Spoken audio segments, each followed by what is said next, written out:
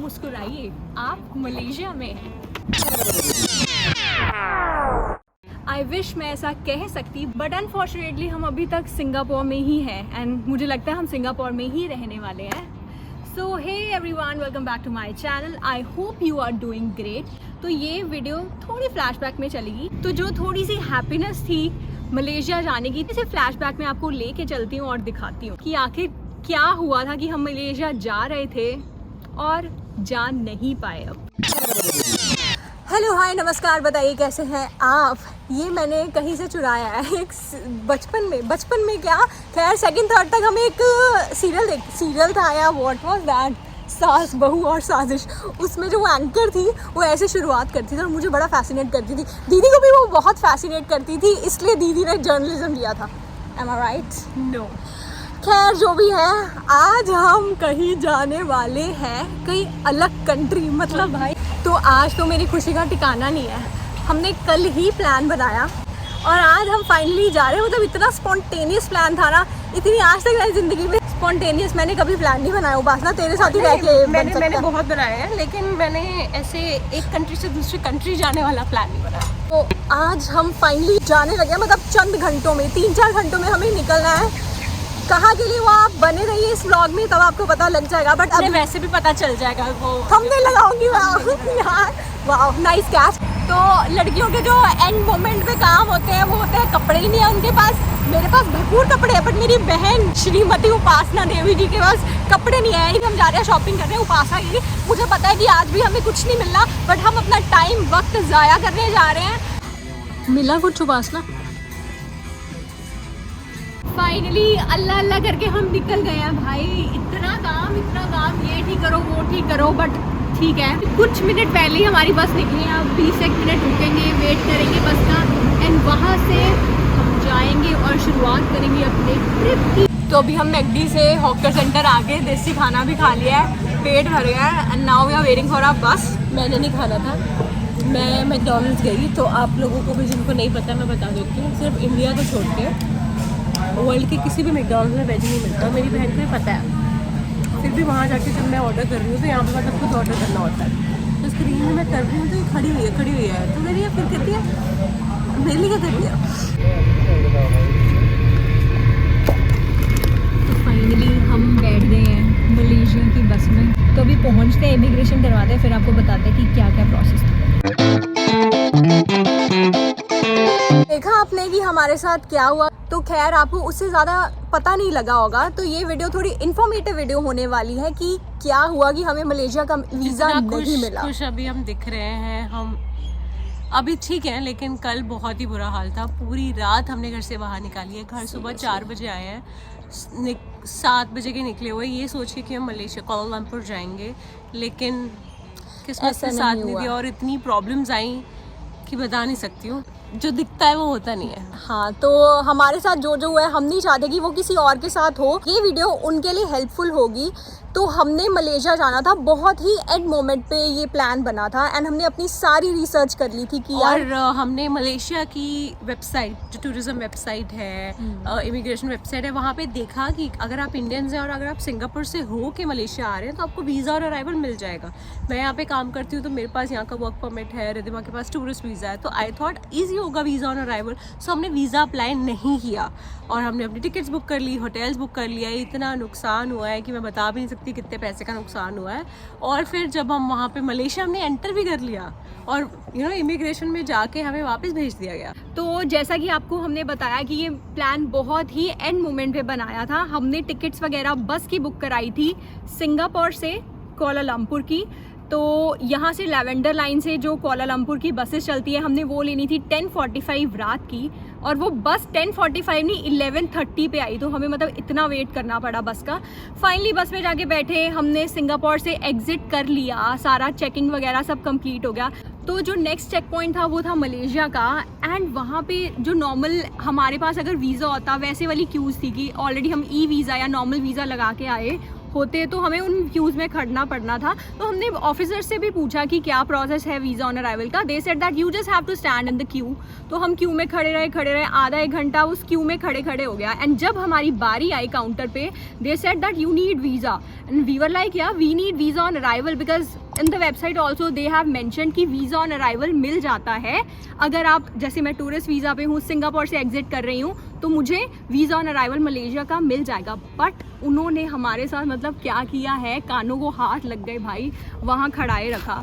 What they said, हमें wait करने को बोला। कहते आपको यहाँ से मिल ही नहीं सकता, आपको दोबारा सिंगापुर जाना पड़ेगा, सिंगापुर में एंट्री दोबारा करनी पड़ेगी एंड वहाँ से फिर एग्जिट करके आपको मलेशिया का टुआस लिंक से बेसिकली चेक पॉइंट जो है वो क्रॉस करना पड़ेगा। सो सिंगापुर एग्जिट करने के 2 चेक पॉइंट्स हैं, एक है वुडलैंड चेक पॉइंट और एक है टुआस लिंक चेक पॉइंट। तो वुडलैंड चेक पॉइंट पे ये होता है कि हम बस से उतरे एंड देन हमें फिजिकली जाके वहाँ से एग्जिट करना होता है अपना पासपोर्ट एंड ऑल दिखा के। बट टुआस लिंक वाला होता है you have to like stay in the bus and you know or the car and वहाँ से आपका एग्जिट होता है, फिर वो मलेशिया का इमिग्रेशन प्रोसेस स्टार्ट होता है। तो हम गए वुडलैंड चेक पॉइंट पे, बस ने हमें वहाँ ड्रॉप किया, हमारा एग्जिट वगैरह हुआ। देन हम इमिग्रेशन ऑफ मलेशिया वाला जो एंटर किया, वहाँ से हमें वीज़ा ऑन अराइवल नहीं मिला।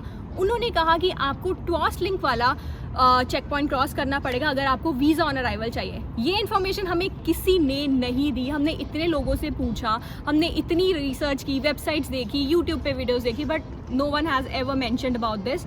तो फिर हम खज्जल खवार हो गए, फाइनली मलेशिया से एग्जिट किया। बट जो वहाँ के ऑफिसर्स थे, आई मीन नेक्स्ट लेवल यार, इतना टाइम वेस्ट किया, हंसी टिटोली कर रहे हैं, कोई हमारे पासपोर्ट को बार बार देख रहा है, कोई क्या कह रहे हैं, मतलब ऐसा लग रहा था बिचिंग कर रहे हैं। ऑब्वियसली हमें उनकी लैंग्वेज समझ नहीं आई, we thought they were very helpful but unfortunately no. तो उन्होंने उपासना, बिकॉज एस पास है यहाँ पे, वर्क परमिट है, तो उन्होंने उपासना का तो कुछ मतलब लेटर नहीं दिया, उन्होंने मेरे पासपोर्ट के साथ एक लेटर अटैच करके दिया। अब उन्होंने हमें कहा कि ये letter you have to show it at the Tuas checkpoint. हमने कहा चलो ओके। जो उन्होंने हमें लेटर दिया बेसिकली मेरे पासपोर्ट के साथ, उस पर रिजेक्शन मेंशन था, ये हमें नहीं पता। प्रोबिशन रिजेक्शन ही हो गया, मतलब एम्बेसी रिजेक्ट करती है पासपोर्ट, यहाँ पे प्रोबिट कर देते हैं। तो उन्होंने हमें उस चेक पॉइंट से मलेशिया एंटर नहीं करने दिया एंड हमारा पासपोर्ट पकड़ के रखे। और हमने कहा पता नहीं क्या हो गया। तो फाइनली जो भी था मलेशियन इमिग्रेशन का, उन्होंने हमें बिठाया बस में, कहते कि बस आएगी, बट हमारे पास मलेशियन रिंगिट्स नहीं थे। तो उनकी कोई इंटरनल कैब चलती है जो भी ऑफिसर्स के लिए, तो उन्होंने हमें उस पर बिठा दिया और हमने कहा चलो ठीक है, फ्री में काम हो गया, हम वहाँ पहुँच जाएंगे। फिर बाद में हमने जाके देखा कि यार इन्होंने तो रिजेक्ट कर दिया ऑब्वियसली, बिकॉज वहाँ के पॉइंट से मुझे एंट्री नहीं मिलनी थी basically because of the tourist visa. तो फाइनली जब हम दोबारा सिंगापुर आए एंट्री करने के लिए, उसके लिए मुझे SG अराइवल कार्ड भरना पड़ा एंड जो उन्होंने पेज दिया था वो हमने वहाँ शो कर दिया गधों की तरह एंड वहाँ पे लिखा था obviously rejection, visa rejection basically. तो भाई वहाँ पे तो ऑफिसर्स वो हमें लेके गए अंदर इमिग्रेशन कस्टम चेक वाले में और बिठाए रखा, ये देखा वो देखा, फलान टंगान पता नहीं क्या। और हम वहाँ पे मतलब कितने, हमारे एटलीस्ट 2 बज गए थे, मतलब पूरी रात ऑलमोस्ट वेस्ट हो गई थी। वहाँ से जब फाइनली हमने एग्जिट किया, हमने वहाँ से ली कैब टुआस चेक पॉइंट की।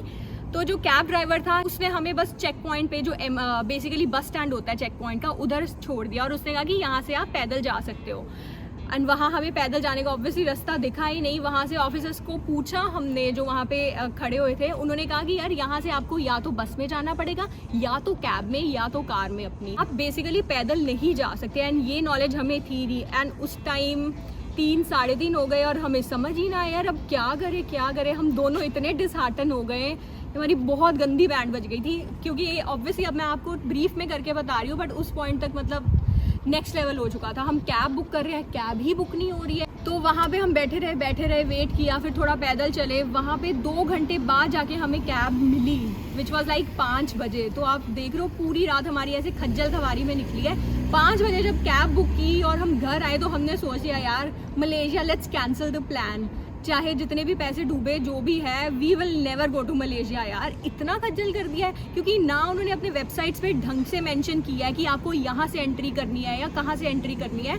मतलब बहुत ही एक्सट्रीम हो गया। मतलब ऑब्वियसली मलेशियन गवर्नमेंट की या immigration department, I don't know किसकी गलती है, लेकिन एज अ टूरिस्ट और अगर आप लिख रहे हो एक वेबसाइट पे कि इंडियंस और चाइनीज़ वीज़ा और अराइवल मिल सकता है, तो आप ये भी मेंशन करो कि उनको कौन से रास्ते से आना है। जैसे सिंगापुर से जाने के लिए 2 रास्ते हैं मलेशिया, एक वुडलैंड और टुआस। हम वुडलैंड पहुंच गए और टुआस था, और इतना हमारे पैसे वेस्ट हुए होटल। लेकिन दे शुड मेंशन समवेयर कि आपको किस चेक पॉइंट से वीज़ा ऑन अराइवल मिलेगा। सो जो गलती हमने की आप मत कीजिए। अगर आप सिंगापुर से वीज़ा ऑन अराइवल लेके मलेशिया जाना चाहते हैं तो डोंट गो टू वुडलैंड बस के या किसी के भी थ्रू, go to Tuas link via bus और कैब।